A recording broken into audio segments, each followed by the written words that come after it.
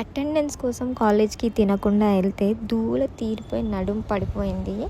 ఇంకా బయటకు వచ్చేసరికి టూ మచ్ ఎండ. అబ్బా అసలు ఏంది ఎండ. ఇంకా తినకుండా వెళ్ళాలని టీ తాగేసి మంచిగా బన్ తిని డిపార్ట్మెంట్కి వెళ్ళగానే ఇంకా చాలా కేసెస్ అన్నమాట. కేసెస్ చేసి అసిస్టెంట్స్కి వెళ్ళేసరికి నడుము పడిపోయింది. ఎందుకు ఇన్ని కష్టాలు నాకే, అసలు ఏం చేస్తాం, తప్పదు. ఇంకా ఎక్కడ మిర్రర్ కనిపిస్తే అక్కడ వీడియోలు తీసుకోవాలన్నమాట. అది మన ఆనవాయితీ, అది మాత్రం మనం ఎప్పుడు తప్పొద్దు. మా కాలేజ్లో ఎక్కువగా కనిపించే ఫ్లవర్స్ ఏంటంటే ఇవే అన్నమాట. ఈ ఫ్లవర్ పేరు మీకు ఏమైనా తెలిస్తే కొంచెం కామెంట్ చేయండి, నాకైతే తెలియదు అసలు.